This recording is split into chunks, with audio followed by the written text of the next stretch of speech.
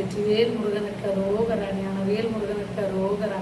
வீரவேல் பாறைவேல் விண்ணோர் சிறை மீட்ட தீரவேல் செவ்வேல் திருக்கைவேல் மாறி குளித்த வேல் சூழ்மார்பும் ஒன்றும் துளைத்த வேல் உண்டே துணை. ஆறுமுக மகளிரும் அனுதினமும் வேறுமுகமே. ஓம் சரவண பவாய நமக. நான் இப்போ வேல் பற்றி தான் பேச போகிறேன். ஏற்கனவே சொல்லியிருந்தேன்ல, திருத்தணி பூஜையில் வேலவனை வச்சு அபிஷேகம் பண்ணி அவருக்கு அப்படி ஒரு பிரமாதமான பூஜையை பண்ணோம். எல்லாரும் சிறப்பான விஷயங்கள்லாம் நிறைய நடத்தினாங்க. அந்த வேல் வந்த கதையை நான் ஒரு பதிவாக கொடுக்குறேன்னு சொல்லியிருந்தேன். அதுதான் நான் இப்போ சொல்கிறேன். கண்டிப்பாக எல்லாருக்கும் ஐயன் இருக்கிறாரு, எல்லாரையும் பார்த்துக்குவார். நம்ம பேசுகிற ஒரு விஷயமும் அவர் காதில் விழுது. நம்ம நடக்கிற ஒரு பார்வையும் அவர் பார்வையில் படுது. கண்டிப்பாக ஐயன் இல்லாமல் உலகத்தில் எதுவுமே கிடையாது. அந்த அளவுக்கு நிகழ்ச்சி இருக்கிறாரு. இந்த நிகழ்வுகள்லாம் கேளுங்க. நிஜமாக மனசு நிறைவாக இருக்குது. கண்டிப்பாக திருத்தணியில் ஒரு பூஜை செய்யணும்னு அவர்கிட்ட வேண்டியிருந்தேன். கண்டிப்பாக உங்களுக்கு வேல்பாரல் பூஜை கண்டிப்பாக நான் திருத்தணியில் செய்கிறேன் அப்படின்னு சொல்லி ஒரு மனசு வழியோடு தான் அதை வேண்டணும் நான். ஆனால் அன்றைக்கி நைட்டு நாங்கள் 12-1 மணி வரைக்கும் ஒரு சகோதரிகிட்ட பேசணும் இந்த பூஜையை பற்றி. அப்போது அவங்க கண்டிப்பாக செய்யலாமா, நீ வேதனைப்படாத அப்படின்னு சொல்லி சொன்னாங்க. சரி பேசிட்டு நான் தூங்கிட்டேன். தூங்கினா ஒரு 1:30-2 மணி இருக்கும். அப்போ ஐயர் சொல்கிறார், எனக்கு எப்பவுமே தூங்குறப்ப தான் என்கிட்ட பேசுவார். ஒவ்வொருத்தருக்கு ஒவ்வொரு மாதிரி வருவார். ஒவ்வொருத்தருக்கு தியானம் பண்ணால் வருவார். ஒவ்வொருத்தருக்கு நேராகவே பேசுவார். எனக்கு தூங்குறப்ப தான் அதெல்லாம் எதுவாக இருந்தாலும் எனக்கு நான் தூக்கத்தில் தான் என்கிட்ட அவர் சொல்லுவார். அது மாதிரி தான் அன்றைக்கி சொன்னார். கண்டிப்பாக நீ பூஜை செய்யணும்னு சொல்லி நீ ஆசைப்படுற, உனக்கான ஒரு ஆளை நான் அனுப்புவேன், நீ அழகாக பூஜை எடுத்து செய் அப்படின்னு சொல்லி சொன்னார். சரி, நானும் அது நான் லேட்டாக தூங்குறதுனால நம்மளுக்கே ஏதோ தோணுதோ அப்படின்னு நினச்சி நான் கொஞ்சம் யோசனையிலே இருந்தேன். கரெக்டாக ஒரு 10 மணி இருக்கும். ஒரு சகோதரி ஃபோன் அடித்து, கண்டிப்பாக உங்களுக்கு வேல் கொடுக்கணுமா, இல்லை விக்கிரகம் கொடுக்கணுமா, இல்லை ஃபோட்டோ கொடுக்கணுமான்னு சொல்லி கேட்டாங்க. ஐயன் என்னெல்லாம் பேசினாரோ அதை ஒரு வாட்டி விடாமல் அவங்க பேசினது தான் எனக்கு ஆச்சரியமாக இருக்குது. நிஜமாக நான் அழுதுட்டேன். அதுக்கப்புறம் நான் யோசனை பண்ணுறேன் எனக்கு ஒன்றும் புரியல. சரி, முருகையே தான் பேசுகிறாரோ அப்படின்ற அளவுக்கு எனக்கு ஆயிடுச்சு. அதுக்கப்புறம் நான் மறுபடியும் என்ன பண்ணுறது ஒன்றும் புரியல எனக்கு.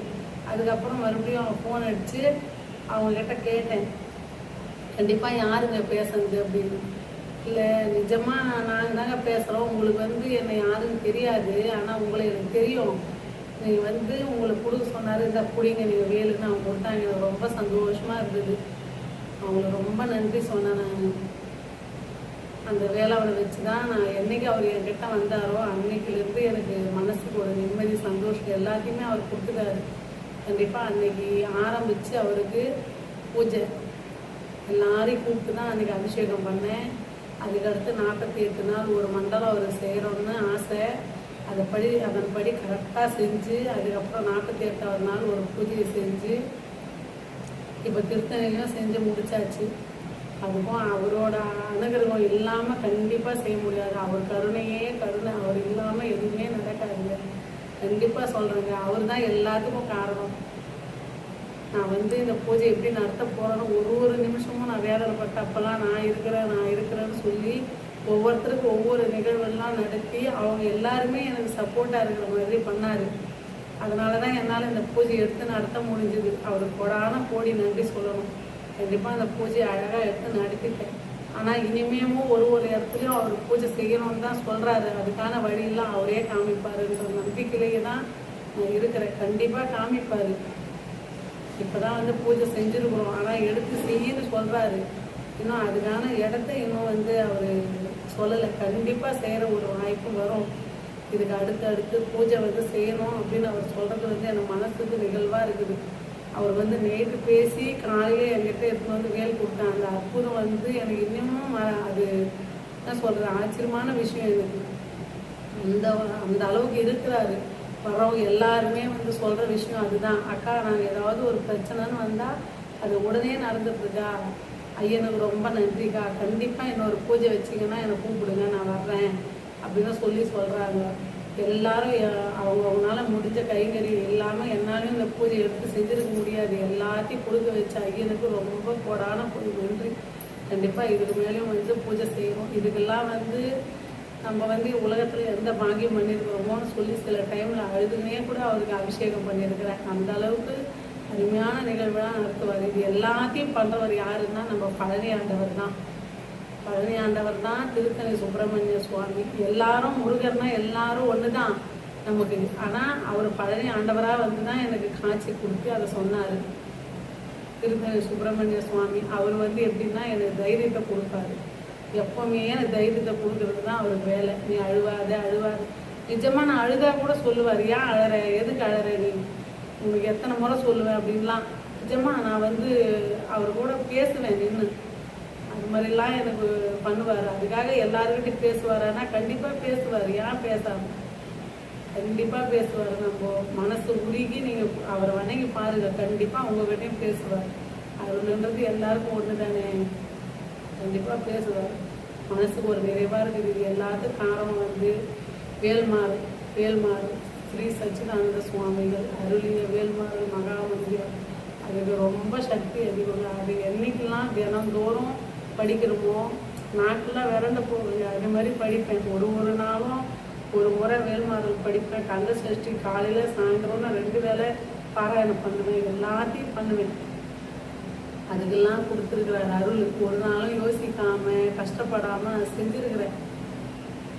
ஆமாம், இது போன வருஷத்தில் வந்து கண்டிப்பாக நம்ம எப்படினாலும், நான் இது வரைக்கும் பழனிக்கே போனது இல்லைங்க. எப்படினாலும் போயிடணும்னு நினச்சி நானும் வந்து அவருக்காக விரதம் இருக்கணும்னு சொல்லி 21 நாள் ஃபஸ்ட் டைம் நான் விரதம் இருந்தேன். அவர் எப்படி இருந்தால் தெரியுமா, அது காலையில் ஒரு 4:30-5க்கெல்லாம் அவருக்கு வந்து நான் பூஜை பண்ணுவேன். அது மாதிரி 21 நாள் பண்ணேன். அதுக்கான பலனாக வந்து கண்டிப்பாக எனக்கு ஐயன் வந்து திருச்செந்தூர் பழனி அதெல்லாம் பார்க்குற ஒரு பாக்கியத்தை கொடுத்தாரு. அதுதான் எனக்கு ஃபஸ்ட் டைம் அவர் எனக்குள்ளே வந்தது. அதுக்கப்புறம் அவரை விடுறதுக்கே மனசு இல்லை எனக்கு. ஒரு நிகழ்வாக பண்ண மனசு நிறைவாயிடுச்சுங்க. ஏதோ எனக்கு மனசில் தோன்றதை நான் சொல்கிறேன். ஏன்னா மனுஷங்கள்லாம் வந்து நம்ம எவ்வளோ உதவி செஞ்சாலும் ஒரு காலகட்டம் வந்தால் மறந்துட்டு அவங்க வேலையை பார்த்துன்னு போயிடுறாங்க. ஆனால் தெய்வம் அப்படி கிடையாது. நம்ம ஒரு நாள் அவரை வணங்குவோம், ஒரு நாள் வணங்காத சூழ்நிலையாக இருந்தாலும் வணங்காமல் வச்சுருவோம். ஆனால் மனசுன்றது எப்பயும் அவரை நாடி தான் இருக்கும். அதனால் அவர் வந்து என்றைக்கும் நம்மளை கைவிட மாட்டார். கண்டிப்பாக வந்து நம்புறவங்கள கைவிடவே மாட்டார். அவர் சோதிப்பார், அவரை கைவிடவே வாய்ப்பு கிடையாது. கண்டிப்பாக நிறைய பேர் முருகரை வணங்குறாங்க, நம்ம இல்லைன்னு சொல்ல முடியாது. நிறைய பேர் வணங்குறாங்க. அவரு தான் உலகம் அப்படின்னு நினைக்கிறவங்களும் இருக்கிறாங்க. அவங்க எல்லாருக்குமே நன்றி. கண்டிப்பாக அவர் காலை வந்து கெட்டியமாக பிடிச்சிடுங்க. அதுதான் நம்மளுக்கு. பசங்களுக்கும் சொல்லி கொடுங்க. கண்டிப்பாக வேல்மாறல் மகா மந்திரம், கந்த சஷ்டி, திருப்புகள்லாம் படித்தா வந்து ரொம்ப நல்லதுங்க, ரொம்ப நல்லது. கண்டிப்பாக அடுத்த பூஜை எங்கே எப்போன்னு தெரியல, கண்டிப்பாக வைப்போம். எல்லாரும் வந்து அந்த பூஜையில் கலந்துக்கங்க. ரொம்ப நன்றி.